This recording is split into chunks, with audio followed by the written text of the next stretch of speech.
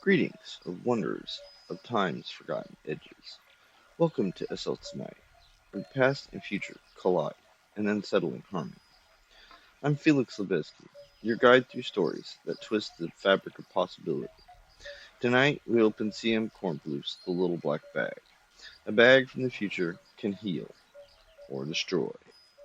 Submitted for SL Tonight. When a relic from tomorrow falls into yesterday's hands, what chaos unfolds? Open the bag and let's begin. Old Dr. Fuller felt the winter in his bones as he limped down the alley. It was the alley and the back door he had chosen rather than the sidewalk and the front door because of the brown paper bag under his arm. He knew perfectly well that the flat-faced, stringy-haired woman of the street and their gap-toothed, sour-smelling husbands did not notice if he brought a bottle of cheap wine to his room. They all but lived on the stuff themselves, varied with whiskey when paychecks were boosted by overtime. But Dr. Full, unlike them, was ashamed. A complicated disaster occurred as he limped down the littered alley. One of the neighborhood dogs, a mean little black one he knew and hated, with its teeth always bared and always snarling with menace, hurled at his legs through a hole in the board fence that lined his path. Dr. Full flinched, then swung his leg in what was to have been a satisfying kick to the animal's gaunt ribs.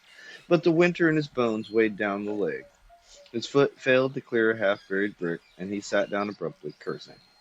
When he smelled the unbottled wine and realized his brown paper package had slipped from under his arm and smashed, his curses died on his lips.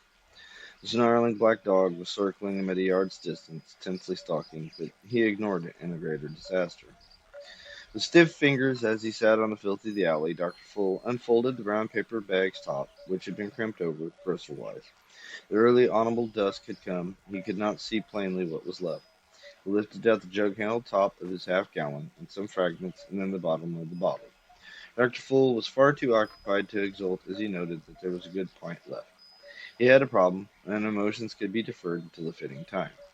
The dog closed in, and its snarl rising in pitch. He sat down the bottom of the bottle and pelted the dog with curved triangular glass fragments of its top. One of them connected, and the dog ducked back through the fence howling. Dr. Fool then placed a razor-like edge of the half-gallon bottle's foundation to his lips and drank from it as though it were a giant's cup. Twice he had to put it down to rest his arms, but in 1 minute he had swallowed the pint of wine. He thought of rising to his feet and walking through the alley to his room, but a flood of well-being drowned the notion. It was, after all, inexpressibly pleasant to sit there and feel the frost-hardened mud of the alley turn soft, or seem to, and to feel the winter evaporating from his bones under a warmth which spread from his stomach to his limbs. A 3-year-old girl in a cut-down winter coat squeezed through the same hole in the board fence from which the black dog had sprung its ambush. Gravely she toddled up to Dr. Full and inspected him with her dirty forefinger in her mouth. Dr. Full's happiness had been provincially made complete. He had been supplied with an audience. "Ah, my dear," he said hoarsely, and then, "Professor Sakusin, if that's what you call evidence, I should have told him you'd better stick to your doctor. I should have told him I was here before your county medical society. And a license commissioner never proved a thing on me, so German doesn't stand to reason. I appeal to you as a fellow members of a great profession." The little girl, bored, moved away, picking up one of the triangular pieces of glass to play with as she left. Dr. Full forgot her immediately and continued to himself earnestly. "But so help me, they couldn't prove a thing.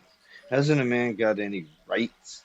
He brooded over the question, of whose answer he was so sure, but on which the Committee of Ethics in the County Medical Society had been equally certain. The winter was creeping into his bones again, and he had no money and no more wine.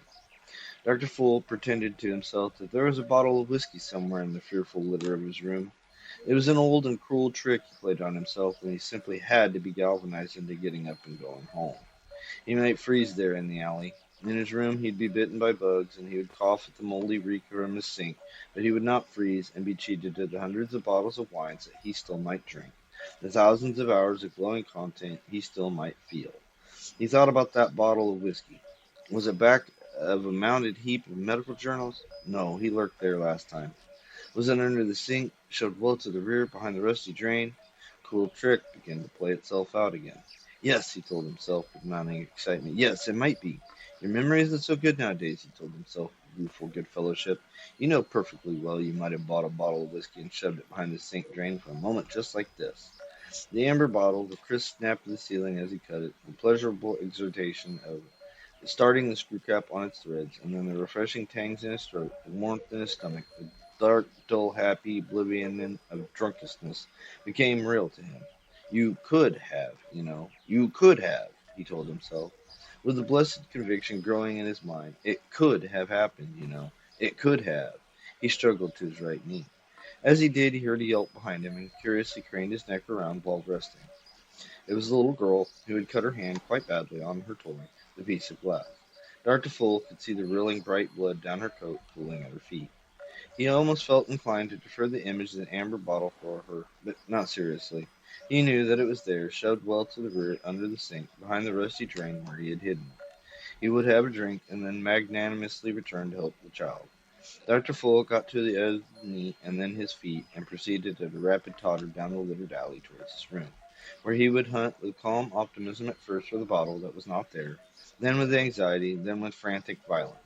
He would hurl books and dishes about before he was done looking for the amber bottle of whiskey, and finally would beat his swollen knuckles against a brick wall against old scars until old scars on them opened and his thick old blood oozed over his hands.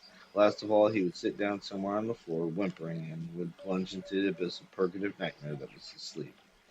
After 20 generations of shilly-shallying, and we'll cross that bridge when we come to it, Genus Homo had bred himself into an impasse. Dog biometricians had pointed out with irrefutable logic that mental subnormals were outbreeding mental normals and supernormals, and that process was occurring on an exponential curve. Every fact that could be mustered in the argument proved the biometrician's case, and led inevitably to the conclusion that genus Homo was going to wind up in a preposterous jam quite soon. If you think that had any effect on breeding practices, you do not know genus Homo.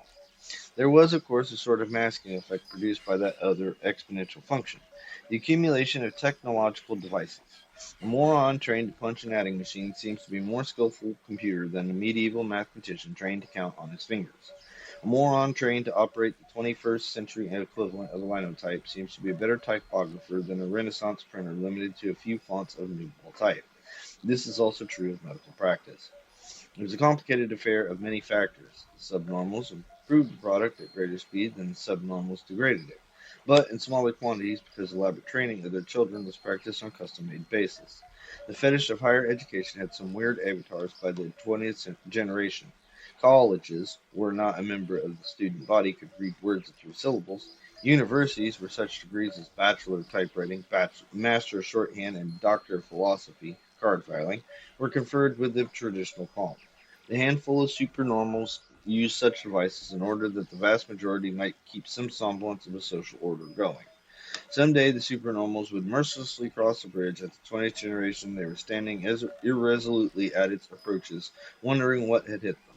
And the ghosts of 20 generations of biometricians chuckled malignantly. It is a certain doctor of medicine of his 20th generation that we are concerned with. His name was Hemingway, John Hemingway, B. Bachelor, SC, MD. He was a general practitioner and did not hold with running to specialists with every trifling ailment. He often said as much in approximately these words. Now, what I mean is, you got a good old GP. See what I mean? Well, now a good old GP don't claim he knows all about lungs and glands and them things get me, but you got a GP. You got an all-around man. That's what you got when you got a GP. You got an all-around man. But from this, do not imagine that Dr. Hemingway was a poor doctor. He could remove tonsils or appendixes, assist at practically any confinement, and deliver a living, uninjured infant, correctly diagnose hundreds of ailments, and prescribe and administer the correct medication or treatment for each. There was, in fact, only one thing he could not do in the medical line, and that was violate the ancient canons of medical ethics. And Dr. Hemingway knew better than to try. Dr. Hemingway and a few friends were chatting one evening when the event occurred that precipitates him into our story. He had been through a hard day at the clinic, and he wished his physicist friend Walter Gillis, BSc, MSc, PhD, would shut up so he could tell everybody about it. But Gillis kept rambling on in his stilted fashion. You gotta hand it to old Mike. He don't have what we call the scientific method, but you gotta hand it to him. There's this poor little dope is puttering around some glassware, and I come up and ask, kidding of course, how's about a time travel machine, Mike? Dr. Gillis was not aware of it, but Mike had an IQ 6 times his own and was, to be blunt, his keeper. Mike rode herd on the physicist in the pseudo laboratory in the guise of a bottle washer. It was a social waste, but as has been mentioned before, the supernormals were still standing at the approaches to a bridge.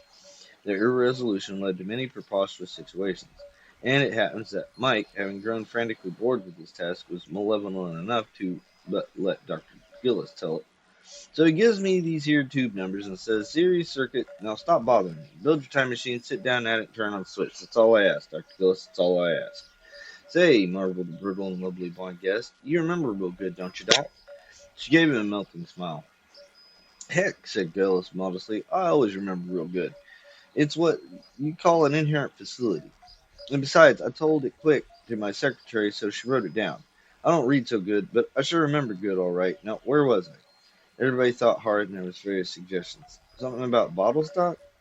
You was starting a fight. You said time somebody was traveling. Yeah, you called somebody a swish. What'd you call it? Who'd you call a swish? Not swish, switch.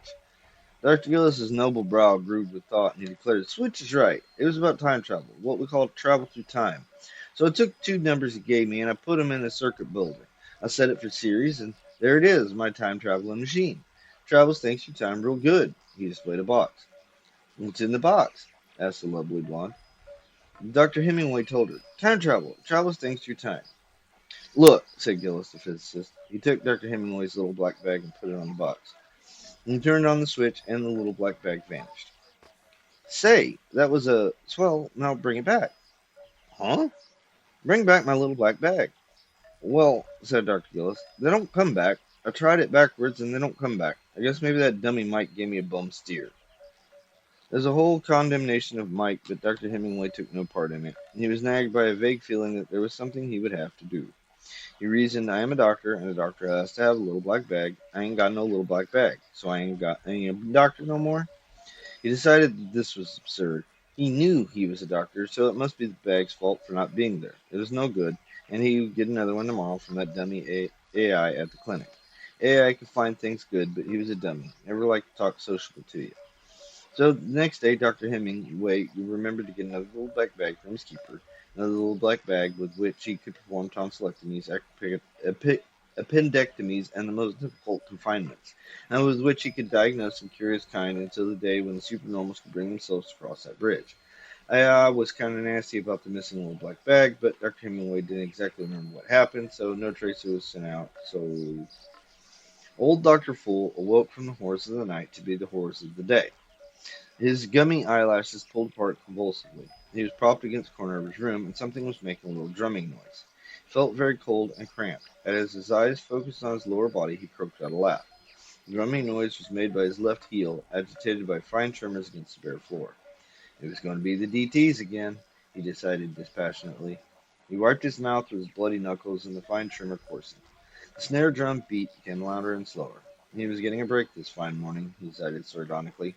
He didn't get the horrors until he had been tightened like a violin string just to the breaking point.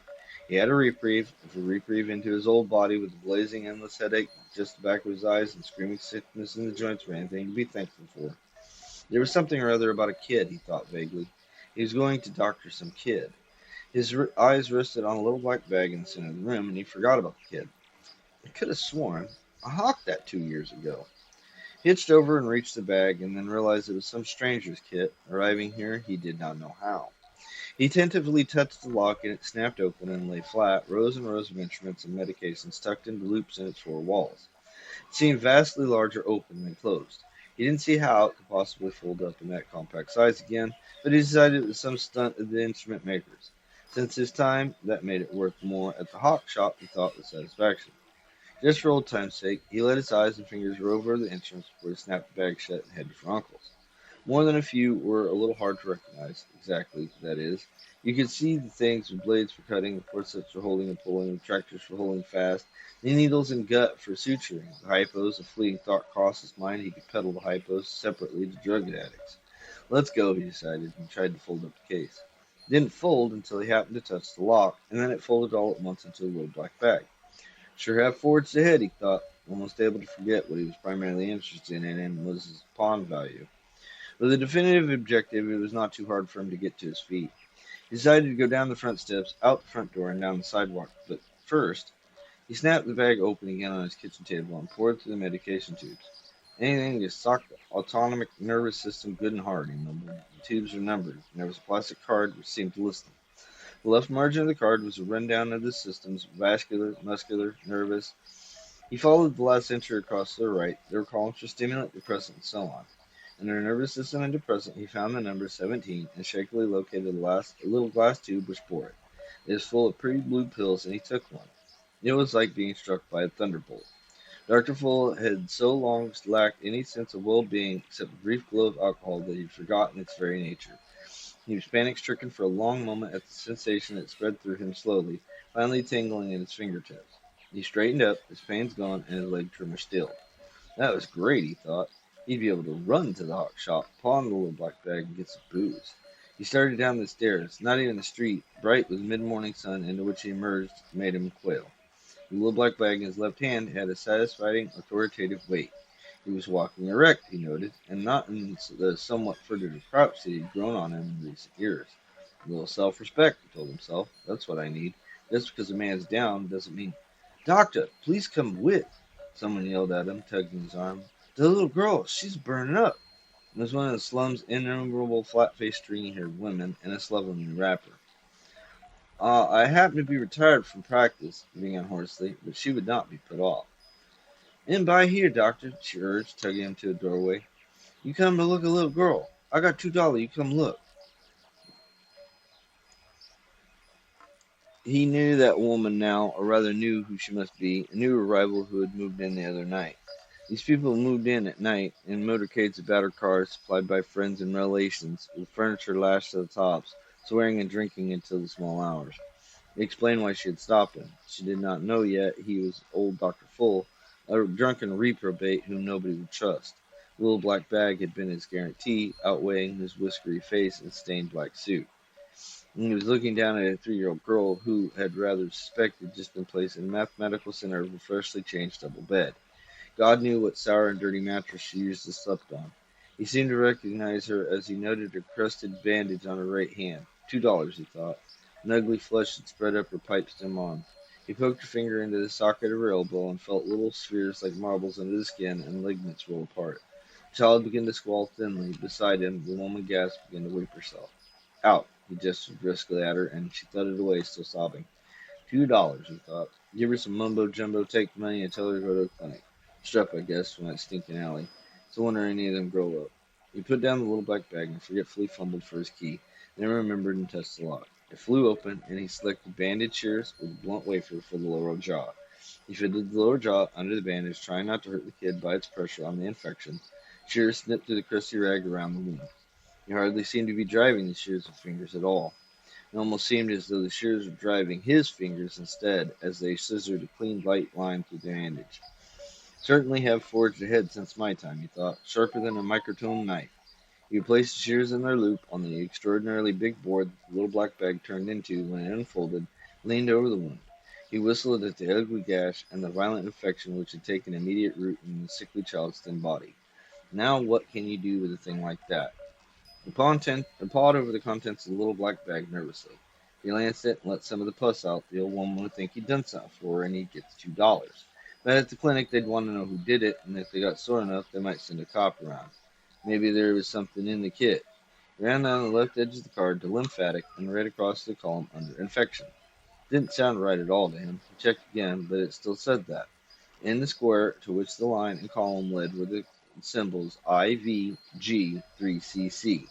He couldn't find any bottles marked with Roman numerals, and then noticed that that was how the hypodermic needles were designated. He lifted number IV from its loop, noting that it was fitted with a needle already and even seemed to be charged. What a way to carry those things around. So 3cc of whatever was in hypo number IV ought to do something or other about infections settled in the lymphatic system, which God knows this one was. What did the lowercase g mean, though? He studied the glass hypo and saw letters engraved on what looked like a rotating disc at the top of the barrel. They ran from A to I, and there was an index line engraved on the barrel on the opposite side of the calibrations. Shrugging, old Dr. Fool turned the disc until G coincided with the index line and lifted the hypo to eye level. As he pressed in the plunger, he did not see the tiny thread of fluid squirt from the top of the needle. There was a sort of dark mist for a moment about the tip. Closer inspection showed the needle was not even pierced at the tip. It was the usual slanting cut across the bias of the shaft, but the cut did not expose a noble hole. Baffled, he tried pressing the plunger again, and again something appeared around the tip and vanished. "We'll settle this," said the doctor. He slipped the needle into the skin of his forearm. He thought at first that he had missed, that the point had glided over the top of the skin instead of catching and slipping under it, but he saw a tiny blood spot and realized that somehow he just hadn't felt the puncture. Whatever was in the barrel, he decided, couldn't do him any harm if he lived up to his billing, and if it could come out through a needle that had no hole. He gave himself 3 cc's and twitched the needle out. There was a swelling, painless but otherwise typical. Dr. Full decided it was his eyes or something and gave 3 cc's of G from hypodermic core to the feverish child. And there was no interruption to her wailing as the needle went in and the swelling rose, but a long instant later she gave a final gasp and was silent. Well, he told himself, cold with horror, he did it that time. He killed her with that stuff. Then the child sat up and said, "Where's my mommy?" Incredulously, the doctor seized her arm and palpated the elbow. The gland infection was 0, and the temperature seemed normal. The blood-congested tissues surrounding the wound were subsiding as he watched. The child's pulse was stronger and no faster than a child should be. In the sudden silence of the room, he could hear the little girl's mother sobbing in her kitchen outside. And he also heard the girl's insinuating voice. "Is she going to be okay, Doc?" He turned and saw a gaunt-faced, dirty blonde sloven of perhaps 18 leaning in the doorway and eyeing him with amused contempt. She continued, "I heard about you, Doctor Fool. We don't go try and put the bite on the old lady. You couldn't doctor up a sick cat." "Indeed," he rumbled. "This young person was going to get a lesson she richly deserved. Perhaps you would care to look at my patient?" "Where's my mommy?" insisted the little girl, and the blonde's jaw fell. She went to the bed and cautiously asked, "You okay now, Teresa? You all fixed up?" "Where's my mommy?" demanded Teresa. Then accusingly she gestured with a wounded hand at the doctor. "You poked me," she complained, and giggled pointlessly. "Well," said the blonde girl, "I guess I gotta hand it to you, Doc. These loudmouthed women around here said you don't know your, didn't know how to cure people. They said you ain't a real doctor." "I have retired from practice," he said, "but I happen to be taking this case to a colleague as a favor. Your good mother noticed me," and a deprecating smile. He touched the lock of the case, and it folded up in the little black bag again. "You stole it," the girl said flatly. He sputtered. "Nobody'd trust you with a thing like that. It must be worth plenty. You stole that case. I was going to stop you when I come and saw you working over Teresa, but it looked like you wasn't doing her any harm. But when you gave me that line about taking that case to a colleague, I know you stole it. You give me a cut or I go to the cops. A thing like that must be worth $23. No, $30. The mother came timidly in, her eyes red, but she let out a whoop of joy when she saw her little girl sitting up and babbling to herself. Embracing her madly, fell on her knees for a quick prayer, hopped up to kiss the doctor's hand, then dragged him into the kitchen, all the while rattling her native language while the blonde girl let her eyes go cold with disgust. Dr. Full allowed himself to be towed into the kitchen, but flatly declined a cup of coffee and a plate of anise cakes and St. John's bread. "Try him on some wine, Ma," said the girl sardonically. Hi, yes," breathed the woman delightedly. "You like a wine, doctor?" She had a carafe of purplish liquid before him in an instant, and the blonde girl snickered as the doctor's hand twitched out at it. He drew his hand back, while there grew in his head the old image of how it would smell and then taste and then warm his stomach and limbs. He made the kind of calculation at which he was practiced. The delighted woman would not notice as he downed 2 tumblers, and he could overawe her through 2 tumblers more with his tale of Teresa's narrow brush with the destroying angel, and then it would not matter. He'd be drunk. But for the first time in years there was sort of a counter image, a blend of the rage he felt at the blonde girl to whom he was so transparent, and a pride at the cure he had just effected.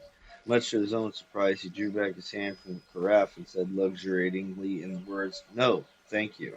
I don't believe I'd care for any so early in the day." He covertly watched the blonde girl's face and was gratified at her surprise. And then the mother was shyly handing him 2 bills and saying, "It's no much money, doctor, but you come again, see Teresa?" "I shall be glad to follow the case through," he said, "but now excuse me, I really must be running along." He grasped the little black bag firmly and got up. He wanted very much to get away from the wine and the older girl. "Wait up, Doc," she said. "I'm going your way." She followed him out and down the street. He ignored her until he felt her hand on the black bag. Then old Dr. Full stopped and tried to reason with her. Look, my dear, perhaps you're right. I might have stolen it. To be perfectly frank, I don't remember how I got it, but you're young and you can earn your own money. 50-50, she said, or I go to the cops. And if I get another word out of you, it's 60-40. And you know who gets the short end, don't you, Doc? Defeated, he marched to the pawnshop, her impudent hand still on the handle with his, and her heels beating out a tattoo against his stately tread. In the pawnshop, they both got a shock. It ain't standard, said the uncle, unimpressed by the ingenuine lock. I ain't never seen one like it. Some cheap Jap stuff, maybe. Try down the street. This will never sell. Down the street, they got an offer of $1. The same complaint was made. I ain't a collector, mister. I buy stuff that got resale value. Who could I sell this to? A Chinaman who don't know medical insurance? Every one of them looks funny. You sure didn't make these yourself? They didn't take the $1 offer. The girl was baffled and angry. The doctor was baffled too, but triumphant. He had $2, and the girl had a half interest in something nobody wanted. But he suddenly marveled. The thing had been all right to cure the kid, hadn't it? Well, he asked her, do you give up? As you see, the kit is practically valueless. She was thinking hard. Don't fly off the handle, Doc. I don't get this, but something's going on all right. Would those guys know good stuff if they saw it? They would. They make a living from it. Wherever this kit came from. She seized on that with the devilish faculty. She seemed to elicit answers without asking questions. I thought so. You don't know either, huh? Well, maybe I can find out for you. Come in here. I ain't letting go of that thing. There's money in it some way. I don't know how. There's money in it. He followed her to a cafeteria and an almost empty corner. She was oblivious to stares and snickers from other customers as she opened the little black bag. It almost covered a cafeteria table and ferreted through it. She picked out a retractor from a loop, scrutinized it contemptuously, threw it down, and picked out a speculum, threw it down, picked out the lower half of an OB forceps, turned it over, closed her sharp young eyes, and saw what the doctor's dim old ones could not have seen. All old Dr. Full knew was that she was peering at the neck of his forceps and then turned white. Very carefully, she placed half the forceps back in its loop cloth and replaced the retractor and the speculum. Well, he asked, what did you see? Made in USA, she quoted hoarsely. Patent applied for July 2450. I wanted to tell her she must have misread the inscription, that it must be a practical joke, but he knew she had read correctly. Those bandage shears, they had driven his fingers, rather than his fingers driving them. The hypo needle that had no hole. The pretty blue pill that struck him like a thunderbolt. You know what I'm going to do? Asked the girl with sudden animation. I'm going to go to charm school. You'd like that, wouldn't you, Doc? Because we're sure going to be seeing a lot of each other. Old Dr. Fool didn't answer. His hands had been playing idly with that plastic card from the kid on which had been printed the rows and columns that had guided him twice before. The card had a slight convexity. You could snap the convexity back and forth from one side to the other. He noted in a daze that with each snap a different text appeared on the card. Snap. The knife with the blue dot and the handle is for tumors only. Diagnose tumors with your instrument 7 and swelling tester. Place the swelling tester. Snap. An overdose of the pink pills in bottle 3 can be fixed with one white pill from bottle. Snap. Hold the suture needle by the end without the hole in it. Touch it to one end of the wound you want to close and let go. After it has made the knot, touch it. Snap. Place the top half of the OB forceps near the opening. Let go after it's entered and conformed to the shape of. Snap. The slot man saw Flannery 1 Medical in the upper left corner of the hunk of copy. Automatically scribbled trim.75 on it and skimmed it across the horseshoe-shaped copy desk to Piper, who had been handling Edna Flannery's quack expose series. She was a nice youngster, he thought, but like all youngsters, she overwrote. Hence the trim. Piper dealt back a City Hall story to the slot, pinned down a Flannery's feature with one hand, and began tapping his pencil across it. One tap to a word, the same steady beat as a teletype carriage traveling across the roller. It wasn't exactly reading it this first time. He was just looking at the letters and words to find out whether, as letters and words, they conformed to a herald style. The steady tap of his pencil creased at intervals as it drew a black line ending with the stylized letter D through the word breast and scribbled in chest instead, or knocked down the capital E in east to lowercase with a diagonal, or closed up a split word in whose middle Flannery had bumped the space bar of her typewriter with two curved lines like the parentheses rotated through 90 degrees. The thick black pencil zipped a ring around the 30, which, like all youngsters, she put at the end of her stories. She turned back to the first page for the second reading. This time the pencil drew lines with stylized D's at the end of them through the adjectives and whole phrases, printed big L's to mark the paragraphs, hooked some of Flannery's old paragraphs together with swooping recurved lines. At the bottom of Flannery Add 2 Medical, the pencil slowed down and stopped. The slot man, sensitive to the rhythm of his beloved copy disc, looked up almost at once. He saw Piper squinting at the story, at a loss. Without wasting words, the copy reader skimmed it back across the masonite horseshoe to the chief, caught a police story in return, and buckled down, his pencil tapping. The slot man read in as far as the fourth ad, bark at Howard on the rim, sit in for me, and stumped through the clattering city room towards the alcove where the managing editor presided over his own bedroom.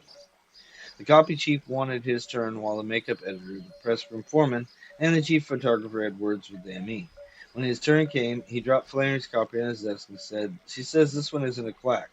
The ME read Flannery 1 Medical by Edna Flannery, Herald staff writer. The sordid tale of medical quackery, which the Herald has exposed in a series of articles, undergoes a change of pace today, with which the reporter found a welcome surprise. Her quest for the facts in the case of today's subject started just the same way that her exposure of 1 dozen shyster MDs and faith-healing phonies did. But she can report for a change that Dr. Bayard Fool is, despite unorthodox practices which have drawn the suspicion of the rightly hypersensitive medical associations, a true healer living up to the highest ideals of his profession.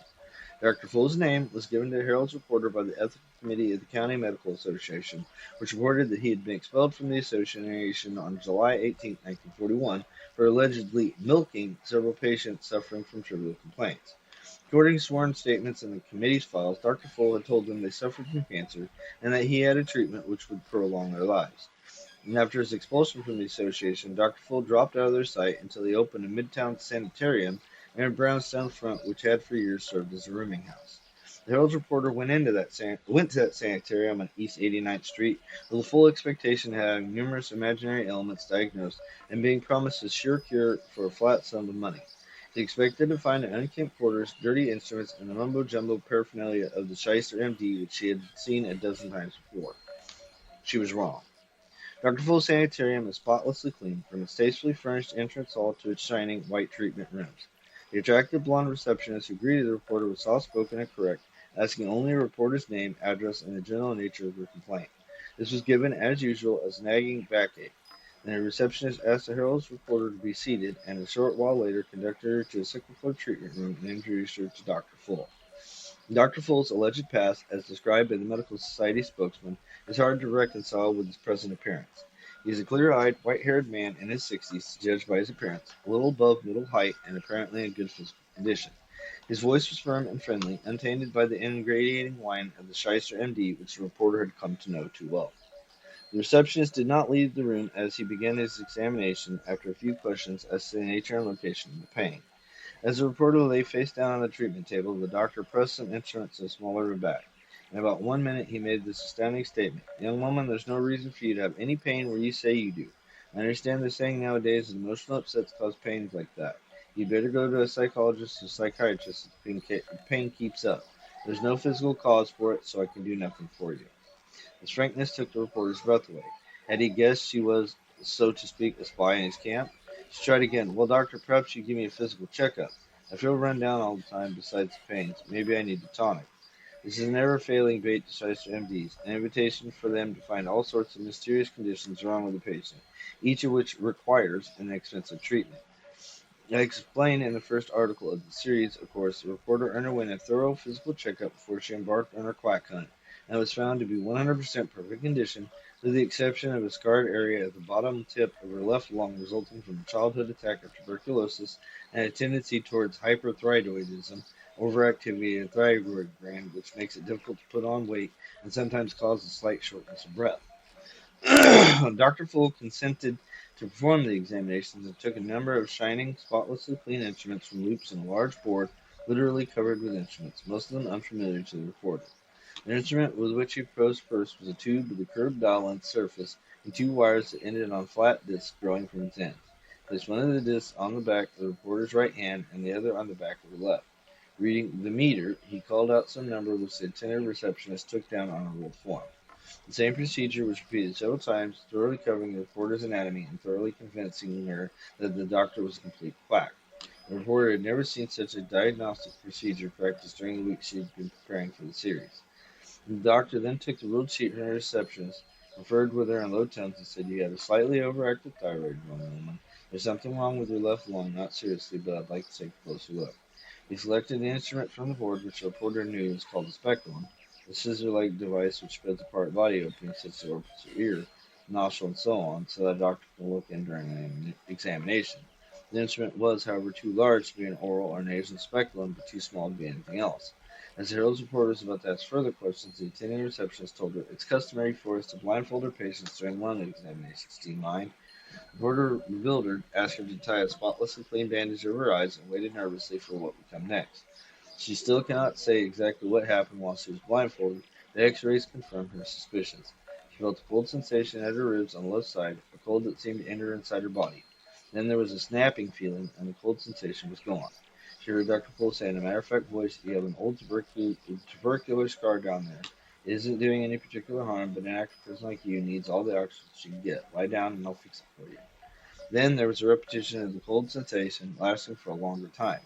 Another batch of AVLI and some more vascular glue. The Herald reporter heard Dr. Poole say, and the receptionist's crisp response to the order. Then the strange sensation departed, and the eye bandage was removed. The reporter saw no scar on her ribs, and yet the doctor assured her that did it.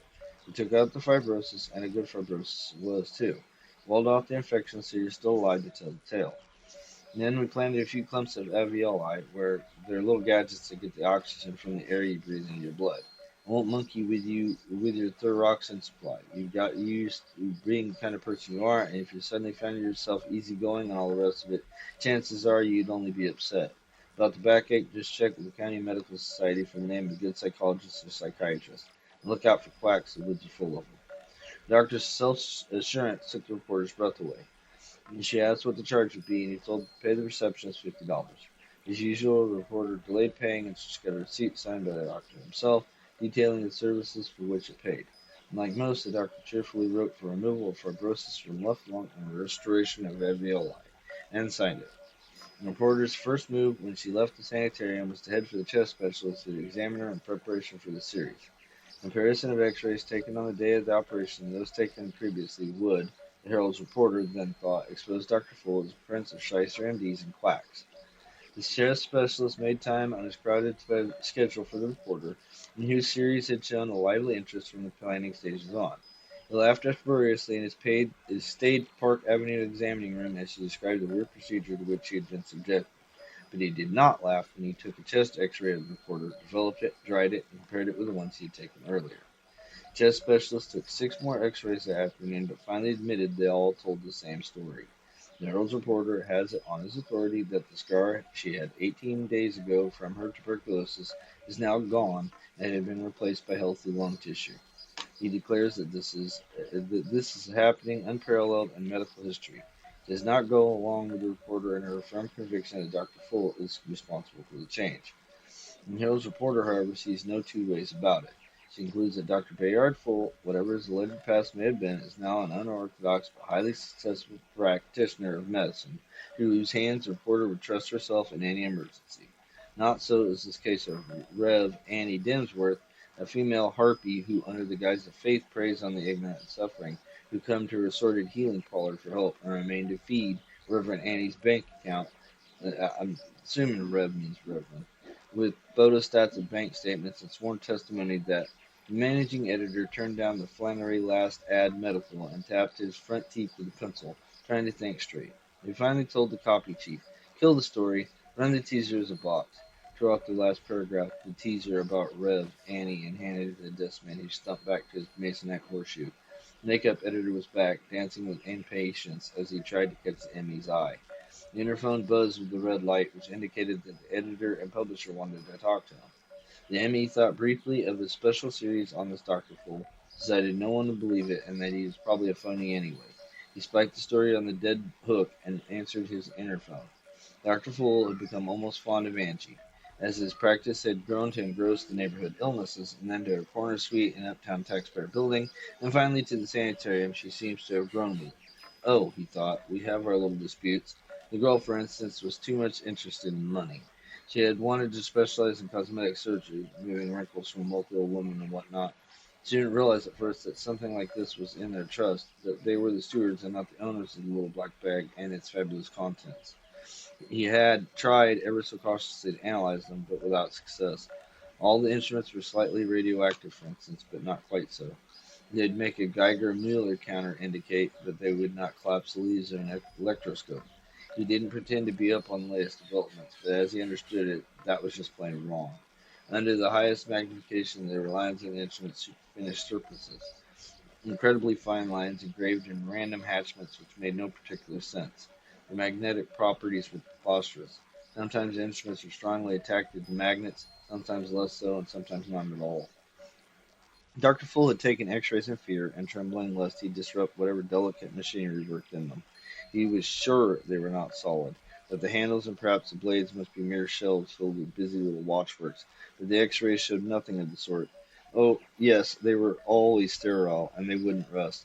Dust fell off them if you shook them. Now, that was something he understood. They ionized the dust, or were ionizing themselves, or something of the very sort. At any rate, he had read of something similar that had to do with phonographic records. She wouldn't know about that, he proudly thought. She kept the books well enough, and perhaps she gave him a useful prod now and then when he was inclined to settle down. The move from the neighborhood slum to the uptown quarters had been her idea, and so had the sanitarium. Good, good, and enlarged the sphere of usefulness. Let the child have her mink coats and her convertibles, as they seem to be calling roadsters nowadays. He himself was too busy and too old. He had so much to make up for. Dr. Full thought happily of his master plan. She would not like it much, but she would have to see the logic of it. This marvelous thing that had happened to them must be handed on. She was herself no doctor, even though the instruments practically ran themselves. There was more to doctoring than skill. There was ancient canons of the healing art, and so, having seen the logic of it, Angie would yield. She would assent to his turning over the little black bag to all humanity. He would probably present it to the College of Surgeons with as little fuss as possible. Well, perhaps a small ceremony, and he would like a souvenir of the occasion, a cup or a framed testimonial. It would be really to have the thing out of his hands in a way. Let the giants of the healing art decide who was to have its benefits. No, Angie would understand. She was a good-hearted girl. It was nice that she, oh God, what a simp. It was nice that she had been showing so much interest in his surgical side lately, asking about the instruments, reading instruction card for hours, even practicing on guinea pigs. Yeah, if something of his love for humanity had been communicated to her, old Dr. Fold sentimentally thought his life would not have been in vain. Surely she would realize what a greater good would be served by surrendering the instruments to wiser hands than theirs, and by throwing aside the cloak of secrecy necessary to work on a small scale. Yes, because she's going to totally be like, yeah, just get that over freely to humanity and don't give it to me because I want money. What? Okay. Dr. Fool was in the treatment room that had been the brownstone's front parlor. Through the window, he saw Angie's yellow convertible roll to a stop before the stoop. I'm sorry, it cannot just be me. You have to see this. So this is not just me. Like this is clearly this guy's an idiot. Then again, he was drunk. So anyway, he liked the way he looked. She climbed the stairs, neat and not flashy. He thought, sensible girl like her, she'd understand. Yeah, see, a total fucking simp here. I mean, like he's just enamored by the fact that she's a girl. Like that he no. Angie let herself in and went in a treatment room, followed by the fat woman. Doctor, said the blonde girl gravely, may I present Miss Coleman? Charm School had not taught her everything, but Miss Coleman, evidently nouveau rich, thought the doctor, did not notice the blunder. Miss Aquile told me so much about you, doctor, and your remarkable system, she guessed. Before he could answer, Angie smoothly interposed. Would you excuse us just a moment, Miss Coleman? She took the doctor's arm and led him into the reception hall. Listen, she said swiftly, I know this goes against your grain, but I couldn't pass it up. And there's this old thing in the exercise class that Elizabeth Barton's. Nobody else to talk to there. She's a widow. I guess her husband is a black marketeer or something, and she has a pile of dough. I gave her a line about how you had a system of massaging wrinkles out. My idea is you blindfold her, cut her neck open with a crustacean series knife, shoot some firm into the muscles, and spoon out some of the blubber with the adipose series curette and spray it with skin tight. Then you take the blindfold off. She's got rid of a wrinkle, and you don't know and doesn't know what happened. She'll pay $500. Now don't say no, Doc. Just this once. Let me do my way, can't you? I've been working on this deal all along too, haven't I? Oh, said the doctor. Very well. He was going to have to tell her about the master plan before long anyway. He would let her have it, just have it her way this time. Back in the treatment room, Miss Coleman had been thinking things over. Still the doctor sternly as he entered. Of course, your system is permanent, isn't it? It is, madam, he said shortly. Would you please lie down there? Mr. Keeley got a sterile 3-inch bandage for Mr. Coleman's eyes. He turned his back on the fat woman to avoid conversation and pretended to be adjusting the lights. Angie blindfolded the woman and the doctor selected the instruments he would need. He handed the blonde girl a pair of retractors and told her, just slip the corners of the blade in as I cut. She gave him an alarmed look and gestured at the reclining woman. He lowered his voice. Very well, slip in the corners and rock them along the incision. I'll tell you when to pull them out. Dr. Full held the Cretaceous series knife to his eyes as he adjusted the little slide for 3 centimeters depth. He sighed a little as he recalled that his last use had been in the extirpation of an inoperable tumor of the throat. Very well, he said, bending over the woman. He tried to tend to pass through her tissues. The blade dipped in and flowed through them like a finger through quicksilver, with no wound left in the wake. Only retractors could hold the edges of the incision apart. Miss Coleman stirred and jabbered. Doctor, that felt so peculiar. Are you sure you're rubbing the right way? Quite sure, madam, said the doctor wearily. Would you please try not to talk during the massage? He nodded at Angie, who stood ready with the retractors. The blade sank into its 3 centimeters, miraculously cutting only the dead, horny tissues of the epidermis and the live tissue of the dermis, pushing aside mysteriously all major and minor blood vessels and muscular tissue, declining to affect any system or organ except the one it was tuned to, could you say? The doctor did not know the answer, but he felt tired and bitter at this prostitution. Angie slipped in the retractor blades and rocked them as he withdrew the knife, then pulled to separate the lips of the incision. It bloodlessly exposed an unhealthy string of muscle, sagging in a dead-looking loop from blue-gray ligaments. The doctor took a hypo, number IX, preset to G, and raised it to his eye level. The mist came and went. There probably was no possibility of an embolus with one of these gadgets, but why take chances? He shot 1 cc of G, identified it as formal by the card, into the muscle. He and Angie watched it as it tightened up against the pharynx.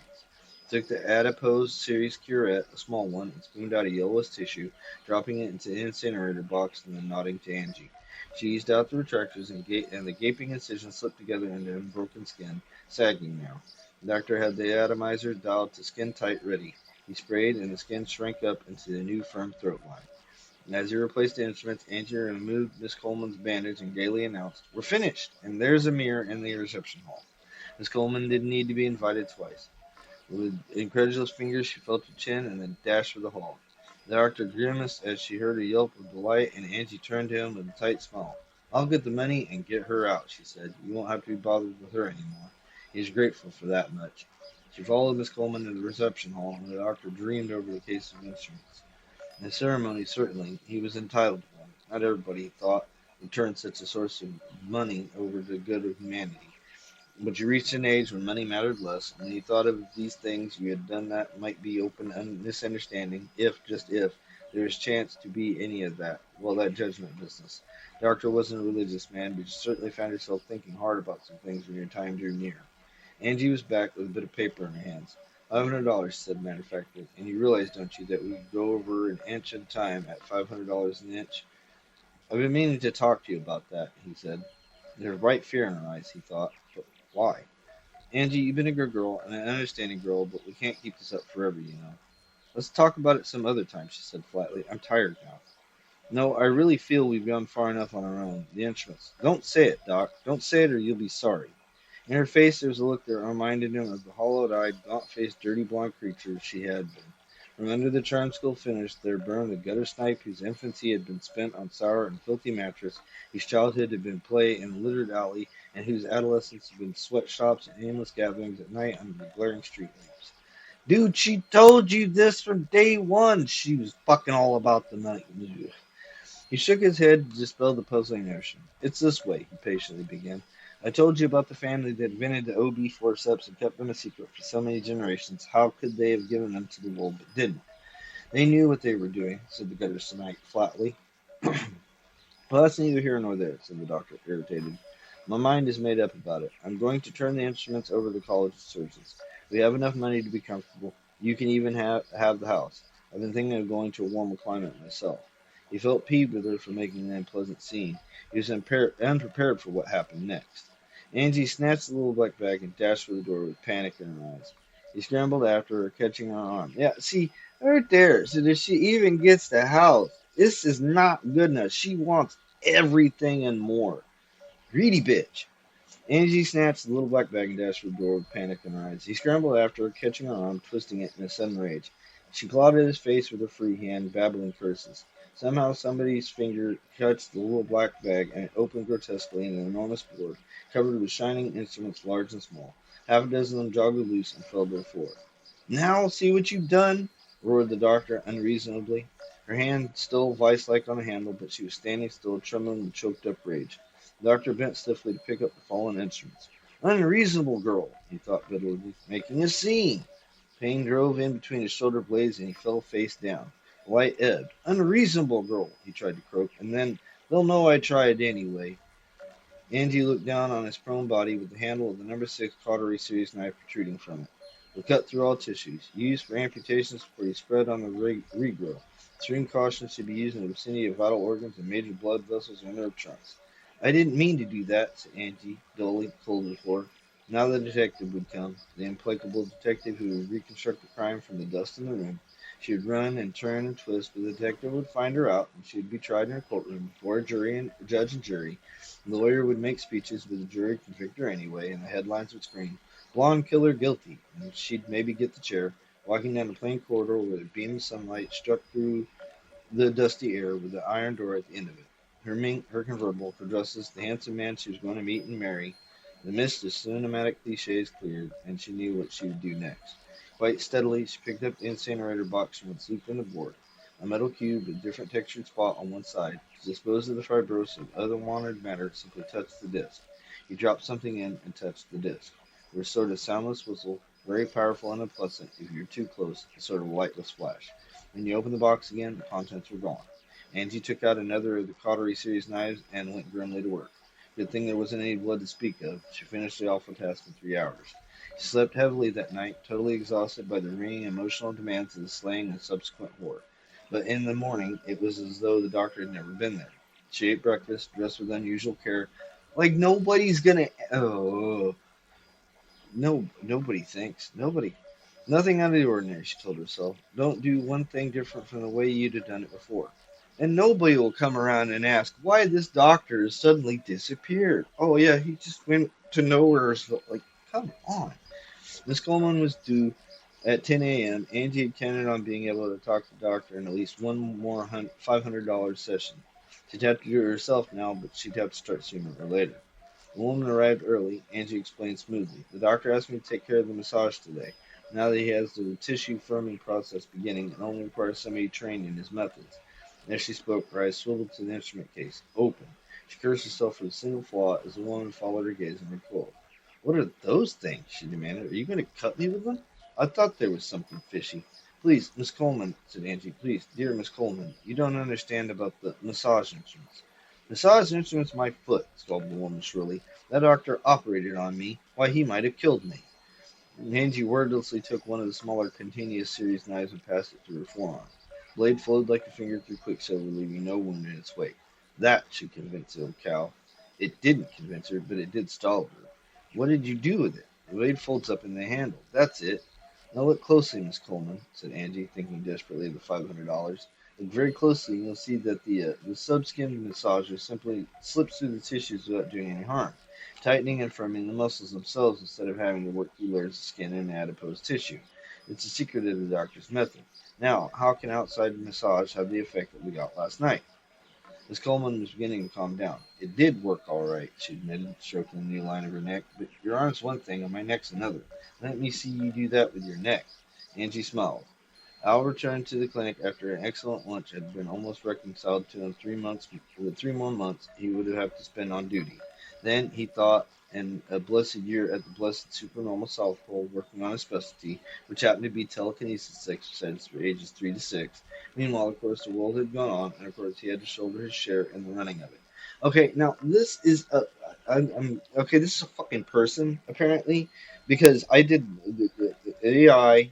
It reads like it could be AI, A1, or Al. I do not know. Apparently, this is not a robot that he got a black bag from at the very beginning of the story. It is an actual person. Okay.